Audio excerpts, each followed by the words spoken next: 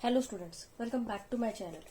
सो आज हम miscellaneous questions देखने वाले हैं। ये लेसन के लिए बहुत सारे स्टूडेंट की डिमांड थी और जैसे कि मैंने आपको अभी कहा कि मैं अभी पहले क्या करने वाली हूँ, सबसे डिफिकल्ट लेसन जो आपको जा रहे हैं वही कवर करने वाली हूँ। अगर इन केस हमारा ऐसा हुआ कि हम कुछ लेसन नहीं कवर कर पाए तो इन दैट केस आपको इजी लेसन आप सॉल्व कर पाओगे। डिफिकल्ट लेसन तो मैंने वैसे भी कवर कर रही हूँ।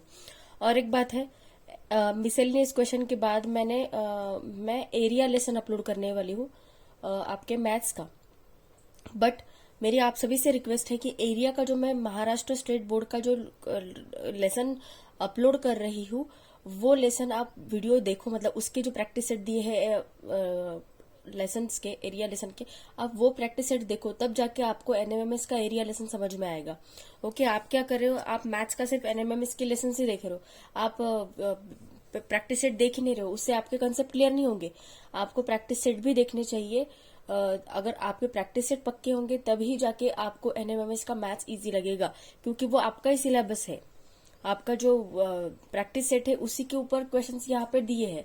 बस यहाँ पे फर्क सिर्फ इतना है कि यहाँ पे क्वेश्चन को थोड़ा सा ट्विस्ट किया है, दैट्स इट, और कुछ भी नहीं है। ओके, और एक बात है कि कुछ कुछ लोगों के पास ये क्वेश्चंस मराठी में अवेलेबल है, बट मैं एक बात आपको कह दूं, सेम क्वेश्चंस इंग्लिश में है, मतलब मराठी में मैं आपको हिंदी में जो ट्रांसलेट करके दे रही हूँ आप कंपेयर भी कर सकते हो। यही क्वेश्चंस आपके मराठी मीडियम के बुक में भी अवेलेबल है।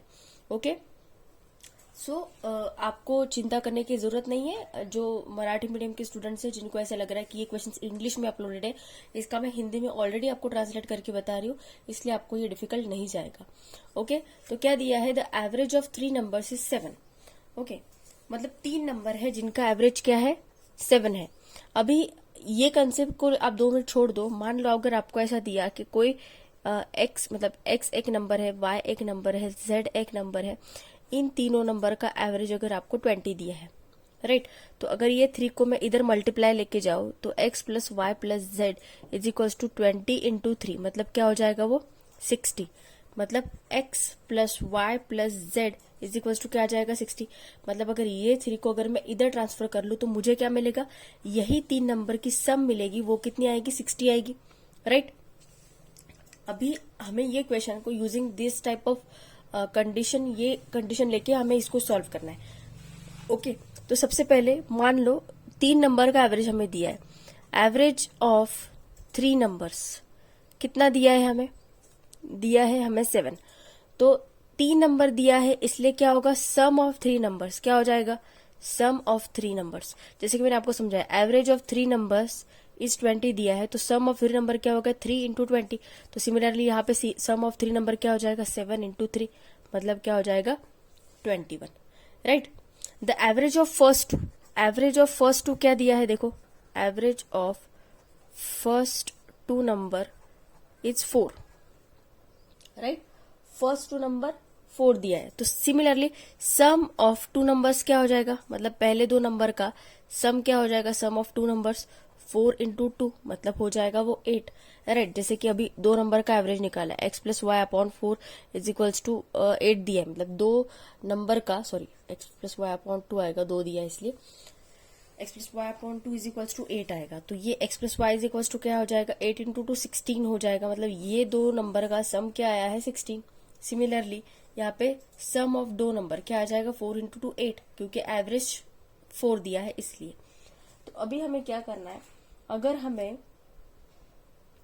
थर्ड नंबर निकालना है तो थर्ड नंबर मैं कैसे निकालूंगी, अगर मैं इसमें से, मतलब x plus Y plus Z में से x प्लस वाई को सम को सब्सट्रैक्ट करूंगी। अभी देखो, ये जो सम समझा रही हूँ मैं एक अलग एग्जांपल से, मैं ये सिनारियो के साथ कंपेयर करने को बोल रही हूँ आपको, नहीं तो आप बोलोगे मैम इसका आंसर और इसका क्या कनेक्शन है। देखो, ये एक्चुअल क्वेश्चन समझा रही हूँ यहाँ पे, ओके, और ये जो है मैं एक एग्जाम्पल के साथ रिलेट करके आपको ये क्वेश्चन समझाने की कोशिश कर रही हूँ। तो अभी अगर मुझे थर्ड नंबर यहाँ पे निकालना होगा तो मैं कैसे निकालूंगी, x plus Y plus Z minus X plus Y, right. अगर मैं तो क्या आ जाएगा, X plus Y plus Z minus X minus Y, तो minus X minus Y minus Y, ये वाई वाई कैंसिल हो जाएगा, सिर्फ जेड बचेगा, तो मुझे थर्ड नंबर मिल जाएगा। मतलब ये तीनों की सम में से अगर मैं ये दोनों की सम को सब्सट्रैक्ट करूंगी तो मुझे थर्ड नंबर मिलेगा, राइट। तो सेम कंडीशन हमें यहाँ पे अप्लाई करनी है। Third number is equals to क्या हो जाएगा, 21 माइनस 8, तो वो कितना आ जाएगा, 13। तो हमारा आंसर क्या हो गया, ऑप्शन नंबर 2, 13। ओके, देखो ये बस एग्जांपल दिया। अगर 3 नंबर का average X plus Y plus Z, 3 number है इसलिए डिवाइडेड बाय 3, यहाँ पे 2 नंबर एक्स प्लस वाई 2 दिए है इसलिए डिवाइडेड बाय 2। आपने अगर एवरेज पढ़ा होगा 7th स्टैंडर्ड में तो उसमें हमने सीखा है कि एवरेज कैसे निकालते हैं, right. So average of 3 number 7 है तो सम ऑफ 3 नंबर क्या हो जाएगा, 7 इंटू 3 21, जैसे इनका सम, राइट। एवरेज ऑफ 2 नंबर, अगर एवरेज ऑफ 2 नंबर 8 दिया है तो सम क्या आ जाएगा, एक्स प्लस वाई का 8 इंटू 2 16। थर्ड नंबर निकालना तो मुझे क्या करना पड़ेगा, इसकी सम माइनस इसकी सम निकालनी पड़ेगी। सिमिलरली वही किया मैंने थर्ड नंबर में, ऊपर के नंबर की सम माइनस नीचे के नंबर की सम, तो वो क्या आई 13, इसलिए हमारा आंसर हो गया ऑप्शन नंबर 2, 13। नेक्स्ट क्वेश्चन देखते हैं। अभी देखो ये क्वेश्चन क्या दिया है, the average cost of 3 book is ₹25, what is the cost of a book among them. Okay, तो अभी के लिए एग्जाम्पल भूल जाओ, मैं आपको दूसरे के एग्जाम्पल से समझाती हूँ। देखो मान लो मेरे पास 3 बुक है, उसमें से एक बुक का कॉस्ट है ₹50, दूसरे बुक का कॉस्ट है ₹60 एंड थर्ड बुक का कॉस्ट है ₹70। इन तीनों का एवरेज निकालना है। 3 बुक है इसलिए डिवाइडेड बाय 3 किया तो उनका सम आया 180, 180 डिवाइडेड बाय 3 किया तो वो आया 60। मतलब एवरेज कितना आया हमारा 60। बट अगर मैं इनका सम निकालू तो सम कैसे आएगा, मतलब अगर मुझे ऐसा दिया होता कि एवरेज ऑफ 3 बुक्स इज ₹60, तो इन तीनों का सम कैसे निकालती मैं, 50 plus 60 plus 70 is equal to 60 multiplied by 3, वो कितना आता 180, राइट। तो आपने अगर एक चीज नोटिस की होगी, 180 से ये कोई भी नंबर बड़ा नहीं है, समझ रहे हो। ये नंबर, ये तीनों बुक का जो प्राइस है ये इनकी तीनों की सम से बड़ा नहीं है, समझ गए। 50 बड़ा है कि 180 से, नहीं। 60 बड़ा है, नहीं। 70 भी बड़ा नहीं है। मतलब एक बात याद रखो, जो तीनों बुक का सम आएगा वो इंडिविजुअल प्राइस से कभी, मतलब इंडिविजुअल प्राइस कभी 3 बुक के सम से बड़ी नहीं आएगी, वो हमेशा छोटी ही आएगी, राइट। इतना समझ गए। अगर नहीं समझा तो फिर से रिवर्स जाके वीडियो को देखो। मैं क्या समझा रही हूँ, अगर तीनों बुक का मुझे इंडिविजुअल प्राइस दिया है, इनका एवरेज दिया है 60 दिया है, तो इन तीनों का सम कैसे निकालूंगी मैं, 60 इंटू 3 इज इक्वल टू 180। मतलब इन तीनों का सम कितना आया, 180 आया, राइट। 60 प्लस 50 कर लो 110, 110 प्लस 70 कर लो 180। तो एक चीज नोटिस करो, जो सम आ रहा है तीनों बुक का कॉस्ट मिलाकर वो इनकी इंडिविजुअल प्राइस से बड़ा नहीं है, राइट। सॉरी, इनकी जो इंडिविजुअल प्राइस है वो सम से बड़ी नहीं है। ओके, इतना समझ गए। तो अभी देखो, अभी क्वेश्चन की तरफ जाते हैं। क्या दिया है, the average cost of 3 book, 3 book का कॉस्ट हमें कितना दिया है, मतलब 3 बुक के कुछ दिए है कॉस्ट हमें, तो वो एवरेज दिया है हमें 25। तो तीनों बुक का सम कितना आएगा, सम ऑफ, मतलब सम नहीं, मतलब सम ऑफ कॉस्ट ऑफ कितना आएगा, जस्ट मिनट,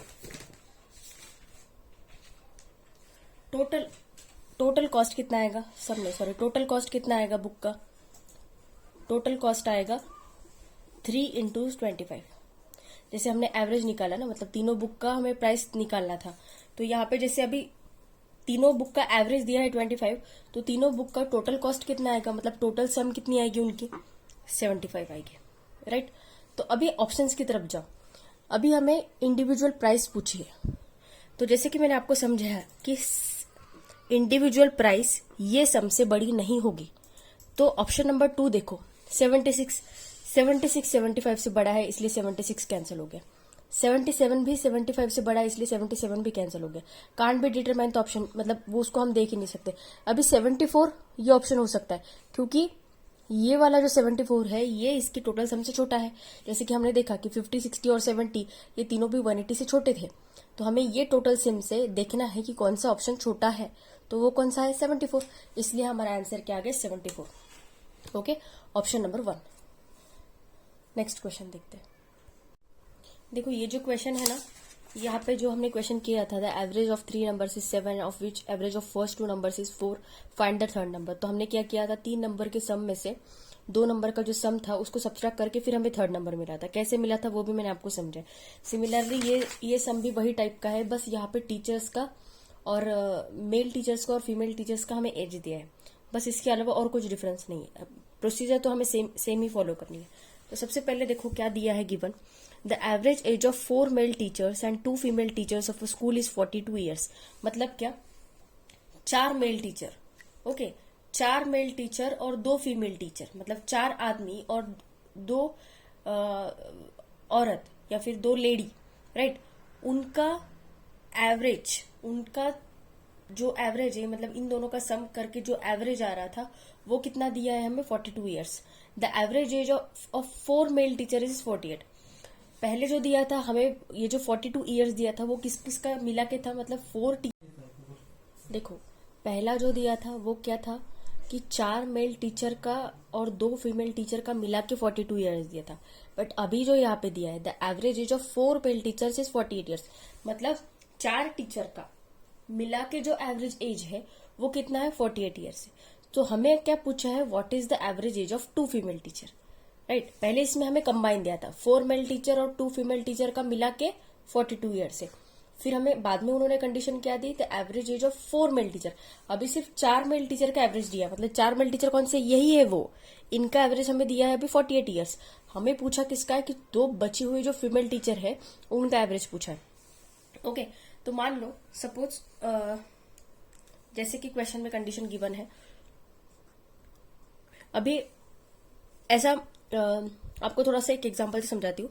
मान लो ये 3 आदमी हैं, सॉरी 3, 4 और 5, ये 5 लोग हैं, ये 6 लोग हैं, राइट। तो ये 4 है मेल टीचर, ओके, और ये जो 2 है ये फीमेल टीचर है, ठीक है, लेडी स्टाफ बोलते हैं। तो इनका एवरेज हमें कितना दिया है, 48 ईयर्स। हमें सिर्फ इनका निकालना है और इन दोनों का कंबाइन हमें दिया है, मतलब दोनों का मिला के हमें दिया है 42 ईयर्स, राइट। दोनों का मिला के दिया है 42 ईयर्स और सिर्फ इनका दिया है हमें 48 ईयर्स। हमें सिर्फ ये दोनों का निकालना है फीमेल टीचर का, राइट। समझ रहे हो क्वेश्चन में क्या पूछा है, तो ओके। तो सबसे पहले क्वेश्चन की तरफ जाते, क्या दिया है, 4 male teacher plus 2 female teacher, इनका मतलब टोटल कितने हो गए, 6। तो इनका एवरेज हमें कितना दिया है, 42 ईयर्स। तो average age of 4 male teacher plus 2 female teacher कितना हो जाएगा, 6 इंटू 42, है ना। जैसे हमने सम ऑफ 3 नंबर्स यहाँ पे किया था कि सम ऑफ 3 नंबर्स, मतलब 3 नंबर से इसलिए डिवाइडेड बाय 3 किया, 20 दिया, तो इनका सम कितना आया था, 60 आया था। सिमिलरली यहाँ पे भी वही कंडीशन है कि 4 मेल और 2 फीमेल का मिलाकर, मतलब 4 और 2 कितना होगा, 6 टोटल। तो इनका एवरेज कितना दिया हमें, 42। तो 4 मेल प्लस 2 फीमेल का टोटल एवरेज कितना होगा, 42 इंटू 6। तो टोटल मतलब 4 मेल प्लस 2 फीमेल टीचर का एवरेज क्या हो जाएगा, 6 2 12, कैरी 1, 6 4 24, 24 प्लस 1 25, राइट। बस इन दोनों का मल्टीप्लीकेशन किया, वो 250 आया, राइट। अभी 4 मेल प्लस 2 फीमेल का हमें एवरेज दिया। अभी हमें कंडीशन क्या दी है कि 4 मेल टीचर का average 4 male teacher divided by 4। देखो ये 4 कैंसिल नहीं होगा, ये मैं आपकी इन्फॉर्मेशन के लिए लिख रही हूँ कि 4 मेल प्लस 2 फीमेल, राइट। ये ऐसे कुछ कैंसिल नहीं होगा, ये कोई साइमल्टेनियस इक्वेशन नहीं बन रहा है, ओके। या फिर हम ऐसे इसको मेल प्लस फीमेल लिखते हैं, ओके, और टोटल मेल प्लस फीमेल 6 है, इसलिए 6 से डिवाइड किया, ऐसा मान लो। देखो इसको फिर से लिखती हूँ मैं, ओके, यहाँ पे लिखती हूँ फिर से इसको कि male plus female, total male कितने हैं, 4, और फीमेल कितनी है, 2, इसलिए डिवाइडेड बाय 6, दोनों का सम। तो वो कितना दिया है हमें, 42 ईयर्स। तो मेल प्लस फीमेल का एवरेज कितना आएगा, 42 इंटू 6, मतलब मेल प्लस फीमेल का एवरेज कितना आया, 252, राइट। अभी हमें मेल का एवरेज दिया, मतलब 4 मेल जो प्रेजेंट थे उनका एवरेज दिया है हमें, कितना दिया है, मेल कितने हैं, 4, उनका एवरेज हमें दिया है 48 ईयर्स, राइट। तो सिर्फ मेल का अगर एवरेज निकालना होगा, मतलब चारों मेल का टोटल सम कितना होगा, मतलब उनके चारों के एज मिला के कितना सम होगा, 48 इंटू 4, राइट। तो 4 मेल का एवरेज कितना होगा, 8 4 जा 32, कैरी 3, 4 4 जा 16, 16 प्लस 3 19, 192 आया, राइट। तो अभी हमें क्या पूछा है, देखो हमें क्या पूछा है कि अभी हमारे पास मेल का एवरेज आ गया, हमारे पास दोनों का मिला के एवरेज है। मेल का एवरेज कितना है 192, फीमेल का हमें निकालना है, 2 फीमेल का निकालना है, राइट। यहाँ पे 192 प्लस 2 फीमेल का निकालना है हमें, इज इक्वल्स टू कितना आएगा 252। तो 2 फीमेल का एवरेज इज इक्वल्स टू क्या आएगा, 2 फीमेल का एवरेज इज इक्वल्स टू क्या आएगा 252 माइनस 192, तो 2 माइनस 2 0, 5 माइनस 15 माइनस 9 6 और 1 माइनस 1 0। तो 2 फीमेल का एवरेज हमें आया है 60। हमें क्या पूछा है, 2 फीमेल का एवरेज ही पूछा है, तो कितना आया वो 60 आया, इसलिए हमारा आंसर क्या आएगा ऑप्शन नंबर 1। समझ गए। देखो क्वेश्चन को ध्यान से पढ़ो, क्वेश्चन को फिर से रिपीट मोड में देखो, मतलब पीछे जा जाके देखो कि मैं क्या समझाने की कोशिश कर रही हूँ, आपको डेफिनेटली समझ में आएगा। आप ऐसे मान लो ना, आपके ब्रदर और आपका एज, ओके, आप ऐसा करो, मम्मी पापा आप या फिर आपका भाई, इन तीनों चारों का एज का सम करो, एज लो, उसको 4 से डिवाइड करो, क्यों, क्योंकि 4 लोग हैं इसलिए, जितने आप मेंबर्स लोगे उसको ही करो।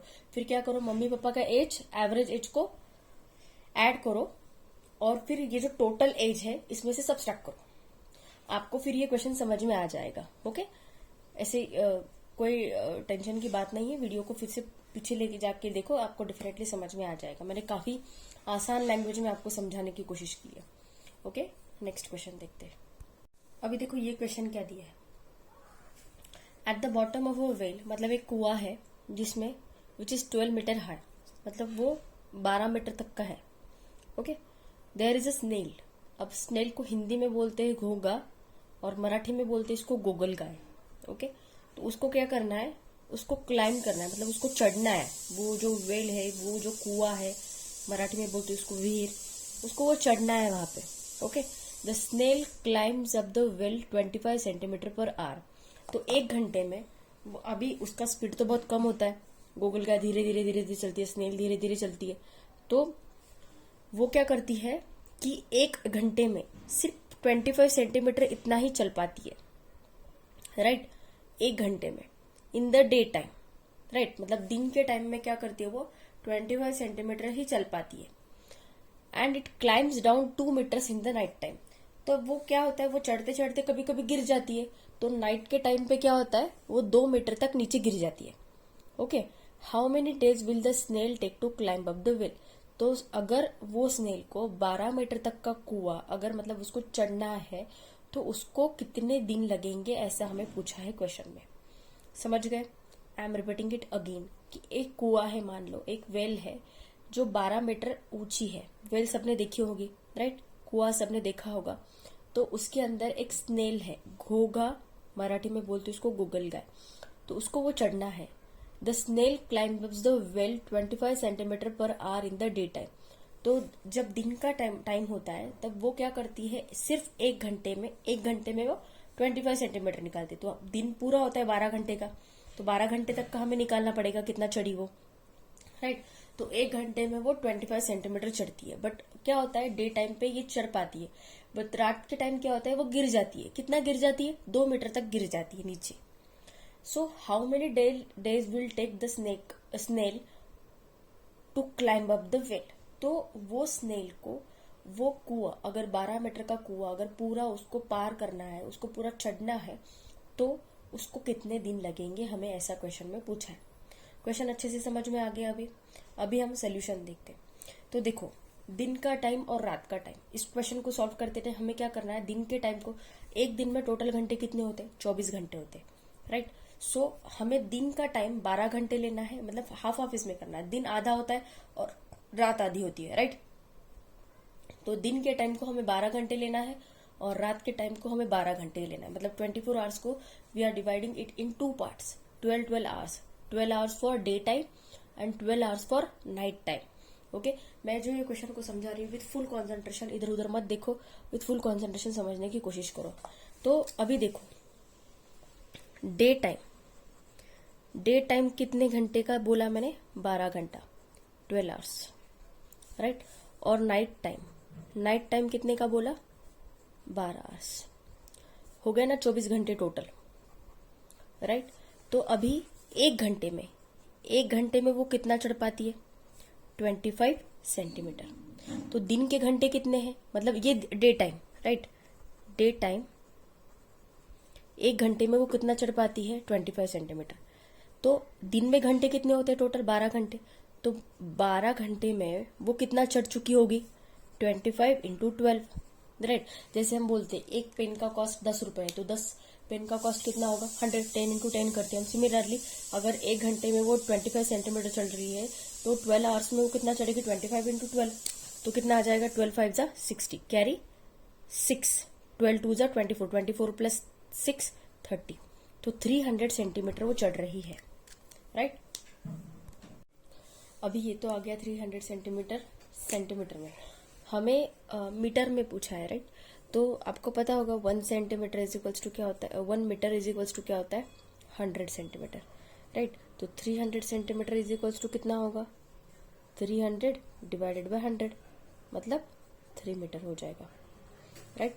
मतलब एक दिन में, दिन के टाइम में, दिन के टाइम में, डे टाइम में वो कितना चढ़ पाती है, 3 मीटर, ओके। और नाइट के टाइम में वो कितना चढ़ पाती है, नीचे कितना गिर जाती है, 2 मीटर। मतलब अभी 3 मीटर वो चढ़ी और 2 मीटर गिरी, मतलब एक दिन में वो कितना चढ़ पाई, 3 माइनस 2, मतलब वो एक दिन में सिर्फ 1 मीटर गिर रही, 1 मीटर चढ़ रही है। माइनस क्यों किया, क्योंकि देखो डे टाइम में वो चढ़ रही है, रात के टाइम में वो गिर रही है, राइट। तो 3 माइनस मतलब दिन भर में वो 24 आवर्स में वो कितना चढ़ी, 3 मीटर जितना चढ़ी उतना वो 2 मीटर नीचे गिरी, मतलब सिर्फ 1 मीटर ही चढ़ी ना वो, समझ रहे हो। तो मतलब एक दिन में वो कितना चढ़ पाई, 1 मीटर। तो मान लो अभी हमें टोटल कितना चढ़ना है, 9 मीटर तक चढ़ना है, राइट, सॉरी 12 मीटर तक चढ़ना है। तो मान लो अभी 12 के पास 10 दिन है, बट अगर ऐसा मान लो, अगर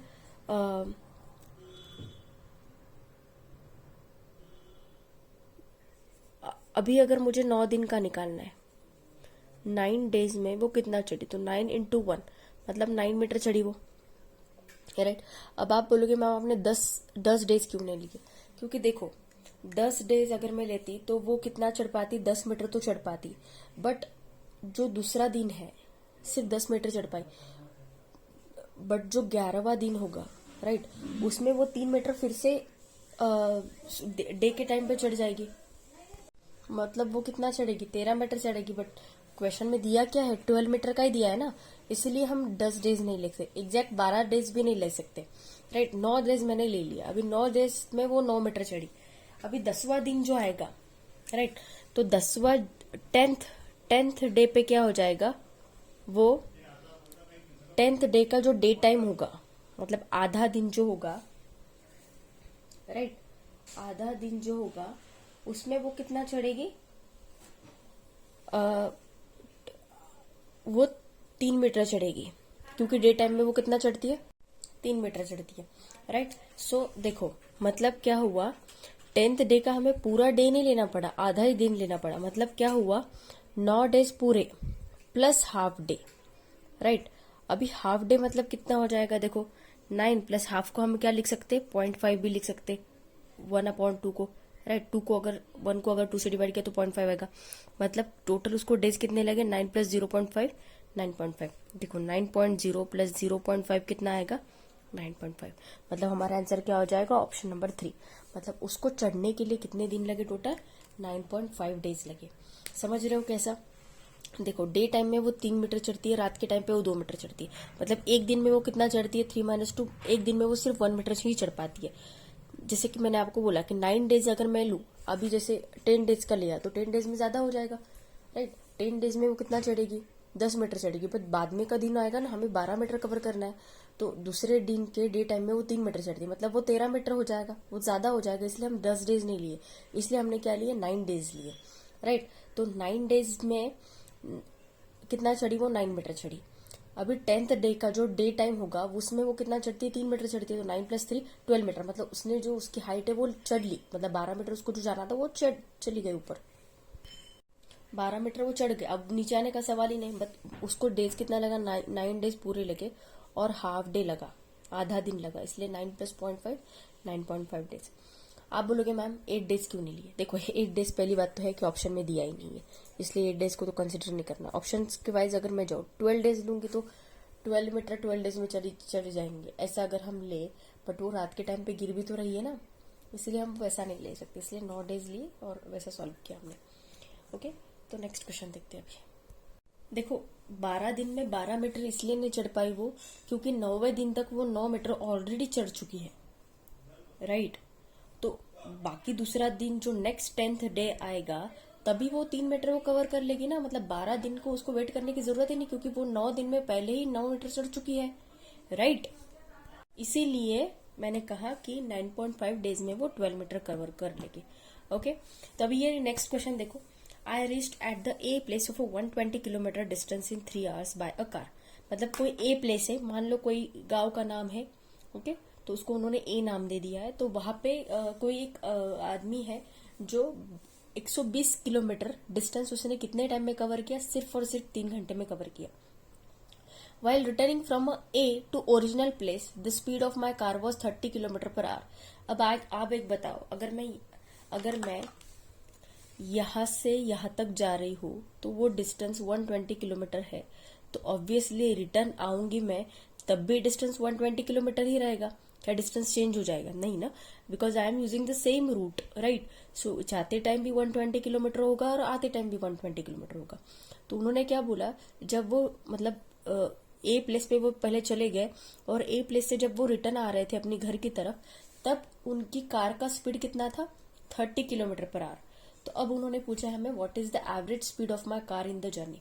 तो ये पूरी जर्नी के बीच में एवरेज स्पीड कितना था? आपको पता होगा ना गाड़ी का एवरेज कितना होता है, ऐसे पूछते हैं लोग जनरली। सो एवरेज स्पीड हमें पूछा है, तो इसके लिए हमें 2 फॉर्मूलेस पता होने चाहिए। फर्स्ट एक फॉर्मूला है डिस्टेंस इज इक्वल्स टू क्या होता है, speed multiplied by time. Okay, ये होता है डिस्टेंस का फॉर्मूला। देन सेकेंड फॉर्मूला होता है एवरेज स्पीड का। एवरेज स्पीड का फॉर्मूला क्या होता है? Total distance cover upon total time required. ये फॉर्मूले होते हैं, ये आप पढ़ोगे अगली स्टैंडर्ड में या फिर यही स्टैंडर्ड में पढ़ सकते हो। Total distance cover upon total time required, मतलब जितना डिस्टेंस, मतलब उन्होंने अपनी जर्नी में जितना डिस्टेंस कवर किया वो पूरा, मतलब यहाँ पे कितना कवर किया, जाते टाइम 120 और आते टाइम 120, मतलब टोटल कितना कवर किया? 240 कवर किया। टोटल टाइम रिक्वायर मतलब कितना टाइम लगा वो तो हमें निकालना पड़ेगा, क्योंकि हमें सिर्फ जाते टाइम का टाइम दिया है। कितना दिया है? 3 घंटे। तो अभी मान लो पहले उन्होंने टाइम दिया हमें 3 घंटे दिया है, अभी आते टाइम का टाइम हमें निकालना है। टाइम कैसे निकालेंगे? हमारे पास क्या दिया है? स्पीड दिया है। स्पीड कितना दिया है आते टाइम का? आते टाइम उन्होंने स्पीड था उनके कार का 30 किलोमीटर पर आवर, ओके, और डिस्टेंस तो सेम ही है। कितना है डिस्टेंस? 120 kilometre, right. तो इससे हम टाइम निकाल सकते हैं, राइट। तो टाइम इज इक्वल्स टू क्या हो जाएगा, अगर ये फॉर्मूले में मैं रखूं तो टाइम इज इक्वल्स टू क्या हो जाएगा, ये स्पीड इधर चला जाएगा, डिस्टेंस डिवाइडेड बाय स्पीड हो जाएगा, राइट। डिस्टेंस अपॉन स्पीड हो जाएगा। तो डिस्टेंस कितना है? 120 और टाइम स्पीड कितना है? 30। तो 0 0 कैंसिल, 3 4 12, मतलब 4 आवर्स। अभी जाते टाइम उनको 3 घंटे लगे, आते टाइम उनको 4 घंटे लगे, मतलब टोटल टाइम कितना लगा? 7 घंटे, राइट। टोटल टाइम 7 घंटे लगा। और टोटल डिस्टेंस कितना था? 240, 120 + 120, ये जाते टाइम का डिस्टेंस और ये आते टाइम का डिस्टेंस। तो total distance cover average speed निकालने के लिए 120 + 120, इसलिए ये किया। अभी टोटल टाइम निकल रहा है, जाते टाइम कितना लगा घंटा? 3 घंटे, और आते टाइम कितना लगा? 4 घंटा। तो 120 + 120 240 अपॉन 7, तो कितना आएगा? 7 3 = 21, 4 - 1 3, 7 4 = 28, 7 4 = 28, 10 - 7 2 = 14, and 7 8 = 56, तो 34.34 4.28 आएगा इसका आंसर, राइट। तो हमारा आंसर क्या हो गया, ऑप्शन नंबर 4। देखो यहाँ पे करके दिखा दी कैलकुलेशन, 240 को 7 से डिवाइड करो, कितना आएगा देखो, 7 3 जा 21, 4 - 1 3, 7 4 जा 28, 10 - 8 2, यहाँ पे पॉइंट दिया, यहाँ पे 0 ले, 7 2 जा 14, 10 - 4 6, 7 8 जा 56, इसलिए 34.28 किलोमीटर पर आवर आएगा। क्यों, क्योंकि ये एवरेज स्पीड है, राइट। इसलिए हमारा आंसर क्या होगा, यहाँ पे किलोमीटर पर आवर चाहिए था, एक्चुअली यूनिट गलत दिया है, तो आंसर क्या हो गया हमारा, option number 4। Okay, next question देखते हैं। देखो क्या हुआ, टोटल डिस्टेंस कवर, मतलब टोटल डिस्टेंस जाते टाइम और आते टाइम कितना हुआ, सेम ही कवर हुआ ना, 120 मतलब 240, और टाइम जाते टाइम का हमें दिया है कितना, 3 आवर्स दिया, आते टाइम का हमें निकालना पड़ा, कैसे, using this formula, distance upon speed. Distance कितना है 120 और स्पीड हमें गिवन है 30, डिस्टेंस 120 क्यों, क्योंकि आते टाइम भी उतना ही डिस्टेंस होगा ना, इसलिए यूजिंग दैट हमने 4 आवर्स निकाल लिए। और एवरेज स्पीड का फॉर्मूला क्या होता है, total distance cover upon total time required, right. So कितना हुआ, total distance 120 + 120 240, and total time 3 + 4 hour मतलब 240/7, उसका आंसर है 34.28। इसलिए हमारा आंसर क्या हो गया, ऑप्शन नंबर 4 34.28। लिख लो कहीं पे, इसको मैं आपको थोड़ा सा जूम करके दिखाती हूँ, देखो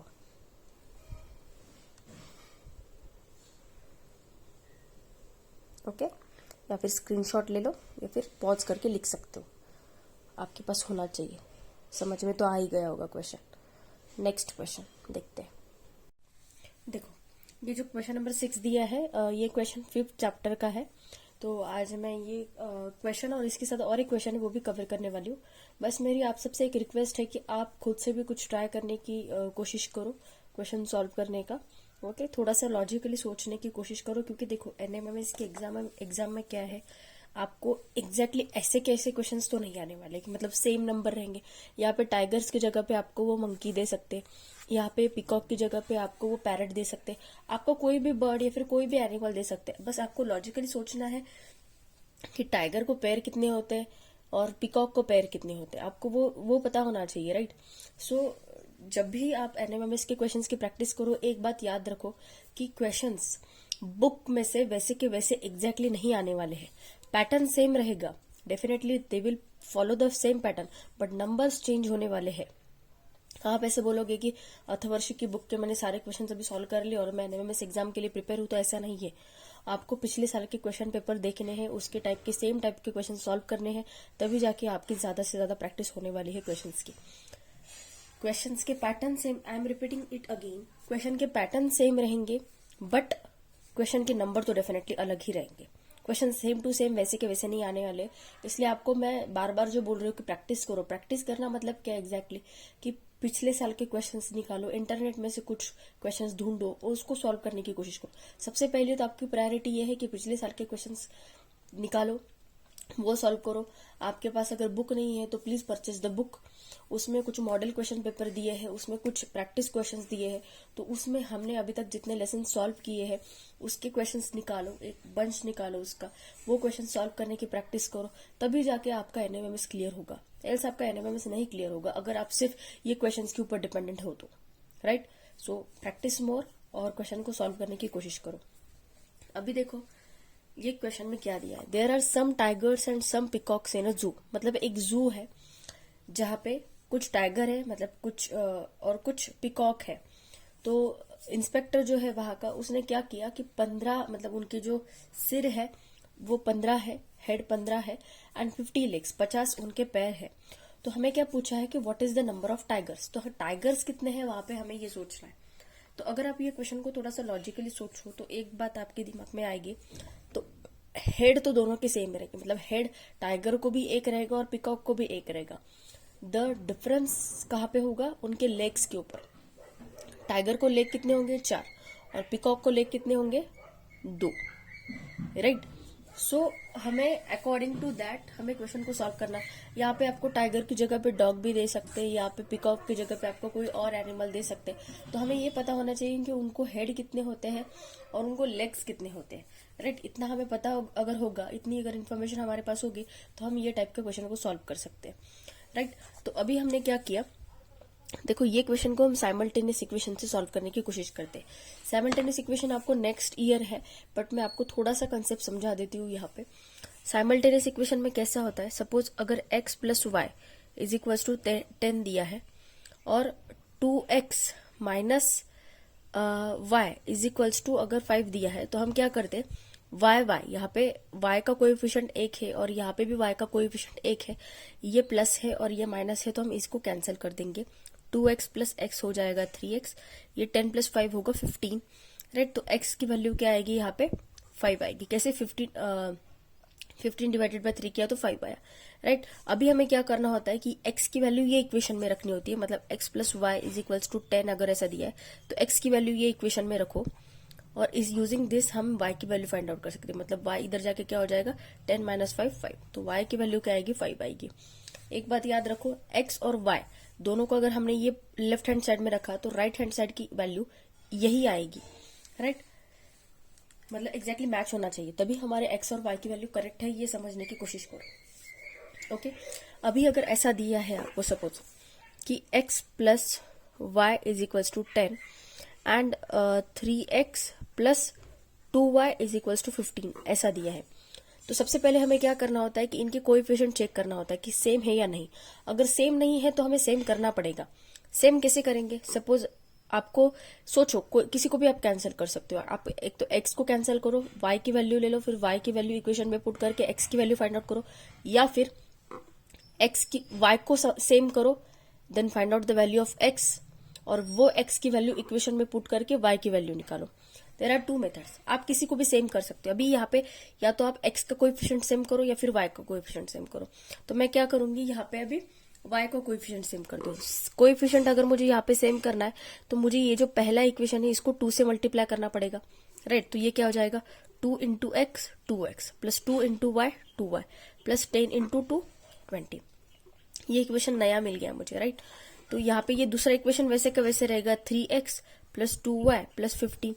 अभी देखो यहाँ पे दोनों इक्वेशन की कोएफिशिएंट सेम हो गए हैं, राइट। तो अभी हम कैंसिल कर सकते, तो माइनस करो, यहाँ पे माइनस हो जाएगा।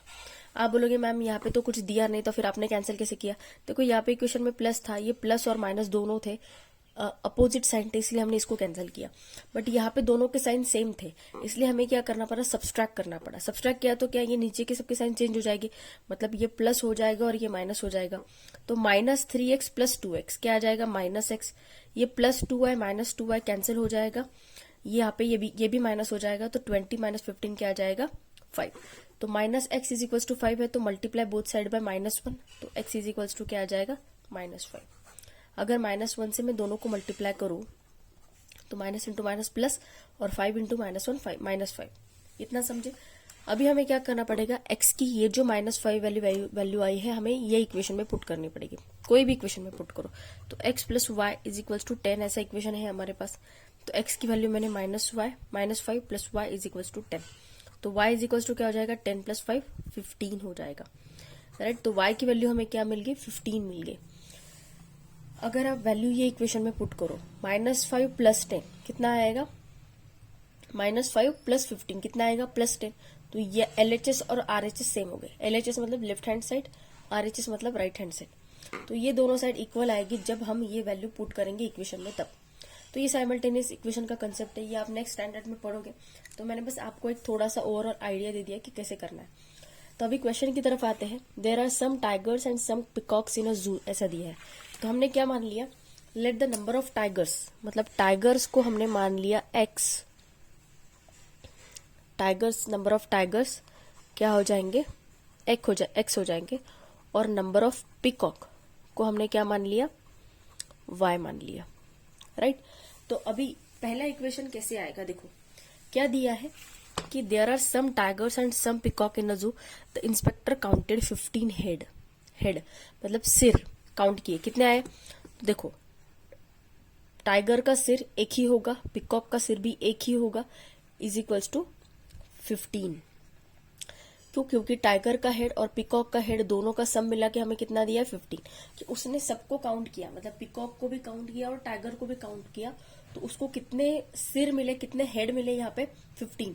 जैसे आप स्कूल में भी काउंट करते हो, तो आपको क्या करते हो, सबको बच्चों को काउंट करते हो, आप उनके लेग्स थोड़ी ना काउंट करते हो, आप उनके हेड काउंट करते हो, तो सबको मिला के कितने हो जाएंगे? सिर। तो that will be the number of student present in your class. Head count भी बोलते हैं, हेड काउंट मतलब कितने स्टूडेंट्स प्रेजेंट है क्लास में। तो टाइगर और पीकॉक के हेड को काउंट किया तो कितना मिला? 15। तो ये हो गया हमारा इक्वेशन नंबर 1, राइट। अभी उसने क्या किया? लेग्स को काउंट किया, राइट। तो एंड 50 लेग्स, तो inspector counted 15 head and 50 legs, तो 50 लेग उसने काउंट किए। तो टाइगर को लेग्स कितने होते हैं? 4, इसलिए 4x।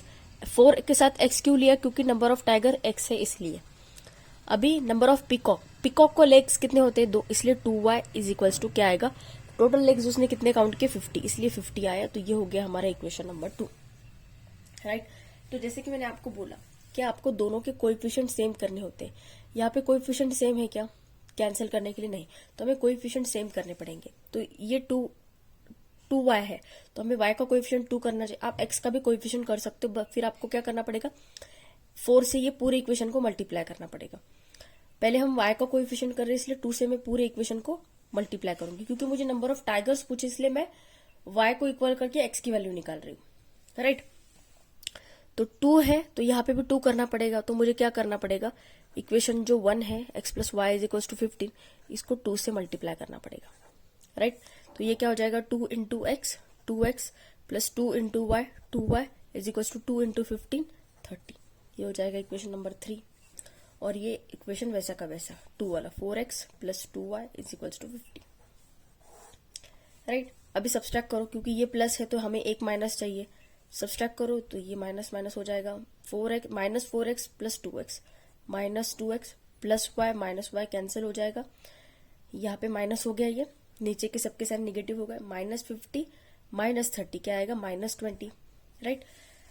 तो x ये माइनस 2 इधर मल्टीप्लाइड बाय इधर जाके क्या हो जाएगा? Divided by minus 20 upon minus 2। ये माइनस और ये माइनस कैंसिल हो जाएगा। 2 10 जा 20। तो x की वैल्यू क्या आई हमारी? 10। मतलब नंबर ऑफ टाइगर्स हमारे कितने आए? 10 आए, राइट। हमें पूछा क्या है क्वेश्चन में?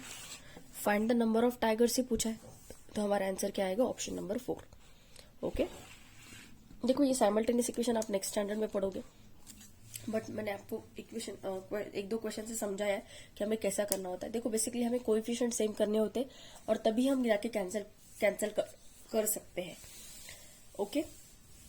यहाँ पे आपको टाइगर की जगह पे और कोई एनिमल दे सकते हैं, तो मेक श्योर जो भी एनिमल वो दे, आप सोचो कि उसको लेग्स कितने हैं और उसको हेड कितने हैं, अकॉर्डिंग टू दैट इक्वेशन बनाओ, ओके। Next question. अभी देखो ये क्वेश्चन क्या दिया है? My watch shows time at 11:25। मतलब मेरे पास जो घड़ी है वो करंट टाइम क्या शो कर रही है? 11:25। 1 क्लॉक शोज 11:10, राइट। मतलब एक घड़ी है जो क्या टाइम शो कर रही है? 11:10, मतलब 11:10 हो गए ऐसा शो कर रही है। रेडियो ने अनाउंस किया कि 11:30 बजे है, 11:30 हुए। द ता इज ऑफिस स्ट्राइक्स 11, ओके। मतलब ऑफिस का जो वॉच है वो शो कर रहा है 11 बजे है। योर वॉच शोज 11:15, और किसी कोई फ्रेंड है उसकी वॉच शो कर रही है 11:15, 11:15। The correct time is 11:20. What is the average time, fast or slow, as shown by these time pieces? Right? तो सबसे पहले ये लाइन इंपॉर्टेंट है जहां पे लिखा है the correct time is 11:20. Okay, correct time क्या है? 11:20. तो हमें क्या करना है? ये बाकी के जो टाइम है ये करेक्ट टाइम के साथ कंपेयर करना है। करेक्ट टाइम दिया है हमें 11:20, तो अभी जो पहला दिया है, राइट, पहला क्या दिया है? My watch shows the time at 11:25। Correct time क्या है? 11:20। और मेरे पास जो घड़ी है वो क्या शो कर रही है? 11:25। मतलब मेरी घड़ी कितनी 5 मिनट ज्यादा फास्ट है, 5 मिनट ज्यादा शो कर रही है वो, राइट, टाइम। देन सेकंड क्या दिया है? 1 क्लॉक शोज 11:10। अभी देखो करेक्ट टाइम है 11:20, और दूसरी जो घड़ी है माइनस इसलिए कर रही हूं क्योंकि हमें टाइम देखना है कि कितना आगे कितना पीछे है, और 11:20 से ही इसलिए सब्सट्रैक्ट कर रही हूं क्योंकि वही करेक्ट टाइम है इसीलिए। अभी 11:20 एक घड़ी है वो क्या शो कर रही है? 11:10 शो कर रही, तो मतलब वो घड़ी क्या है? 10 मिनट स्लो है, क्योंकि करेक्ट टाइम क्या है 11:20 है और वॉच क्या शो कर रही है 11:10, मतलब वो कितना मिनट स्लो हो गई, 10 मिनट स्लो हो गई, राइट। तो इसलिए स्लो है, इसलिए -10, 10 minute slow, right. Now third क्या दिया है, the radio announces 11:30। Okay, radio ने क्या अनाउंस किया 11:30 बजे, मतलब 10 मिनट ज्यादा है, 10 मिनट फास्ट शो कर रहा है रेडियो का watch, right. Then the office strikes, मतलब जो ऑफिस की जो वॉच है वो क्या 11 शो कर रही है, तो 11:20 - 11, मतलब ये वॉच क्या है 20 मिनट पीछे है, राइट। -20 मिनट इसलिए लिखा क्योंकि -20 मतलब 20 मिनट वो स्लो है, क्योंकि करेक्ट टाइम 11:20 है और वो शो क्या कर रहा है 11 बजे, मतलब 20 मिनट पीछे है, -20 मिनट लिखा है, इसलिए स्लो है इसलिए -20, फास्ट है इसलिए +10। नाउ